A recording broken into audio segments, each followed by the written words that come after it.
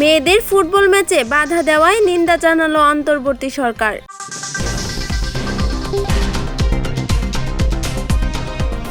সাম্প্রতিক সময়ে দেশের নারীদের বিভিন্ন বিনোদনমূলক কর্মকাণ্ডে কয়েকটি বাধা প্রদানের ঘটনায় গভীর উদ্বেগ প্রকাশ করেছে অন্তর্বর্তী সরকার।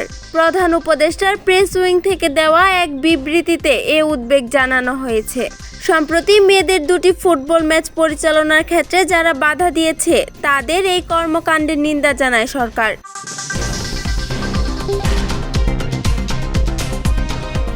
বিবৃতিতে বলা হয়, নারীরা বাংলাদেশের নাগরিক এবং পুরুষদের মতোই সমানভাবে মানবিক এবং নাগরিক অধিকার ভোগ করে। অন্তর্বর্তী সরকার বাংলাদেশি নাগরিকদের পূর্ণ অধিকার নিশ্চিত করার জন্য যথাসাধ্য চেষ্টা করে যাচ্ছে।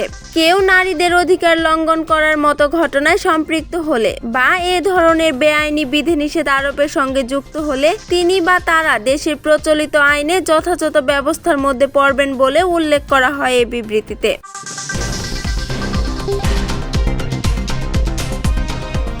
জয়পুরহাটের আক্কেলপুর উপজেলার তিলকপুর উচ্চ বিদ্যালয় মাঠে ঘেরাও করা টিনের বেড়া ভাঙচুরের পর নারীদের প্রীতি ফুটবল ম্যাচটি বাতিল করা হয়।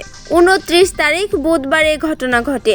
এর আগের দিন 28 তারিখ মঙ্গলবার দিনাজপুরের হাকিমপুর উপজেলার বাউনা গ্রামে নারীদের প্রীতি ফুটবল ম্যাচ ভণ্ডুল করে দেওয়া হয়। আজ প্রেস উইং এর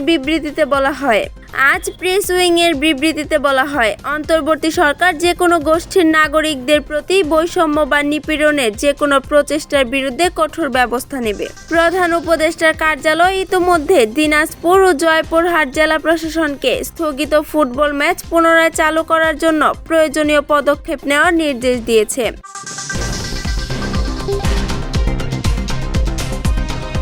জেলা প্রশাসকেরা জানিয়েছেন, তারা সম্প্রতি তাদের জেলায় নারীদের ফুটবল, ক্রিকেট এবং কাবাডি ম্যাচ আয়োজন করেছেন। শত শত মানুষ ম্যাচগুলো উপভোগ করেছেন এবং তাদের জেলার সব শ্রেণীর মানুষ এসব আয়োজনের প্রশংসাও করেছেন।